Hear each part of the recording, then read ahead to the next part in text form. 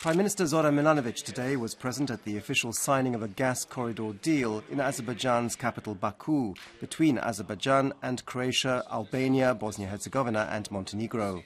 The aim of the gas corridor is to provide an alternative gas supply route to Europe, which has been, up until now, heavily dependent on Russian energy supplies.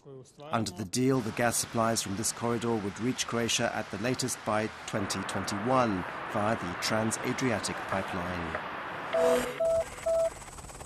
First Deputy Prime Minister and Foreign and European Affairs Minister Vesna Pusic is in Brussels, where she is participating in a session of the EU's General Affairs Council, at which EU foreign ministers should decide on a date for the beginning of accession negotiations with Serbia.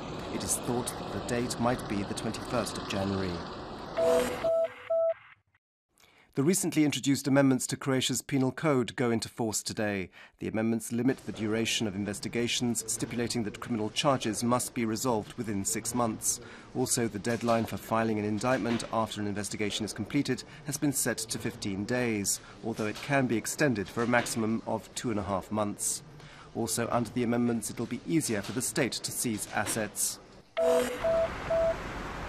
Preliminary hearing in the Zagreb County Court, at which, among other things, the date when the verdict in the HRT4 case against former Croatian Prime Minister and HDZ leader Ivo Sanader will be delivered, has been postponed until May of next year, because one of the accused, Robert Ježić, is seriously ill.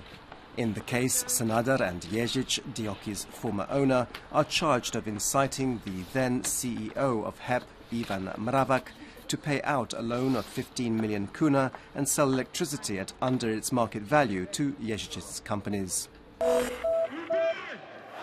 In sport, Croatian defender Joe Šimunić will miss the 2014 World Cup in Brazil after being suspended for 10 matches by FIFA for making pro-fascist chants at the end of last month's playoff victory over Iceland.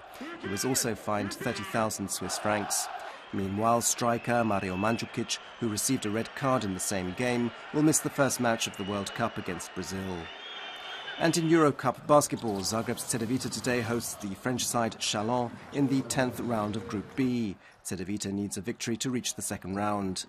The game tips off at 7 p.m. in Zagreb's Dom Sportova. This afternoon's forecast calls for sunny weather in higher regions, the Istrian interior and in Dalmatia, while elsewhere it'll continue to be cloudy, foggy and murky.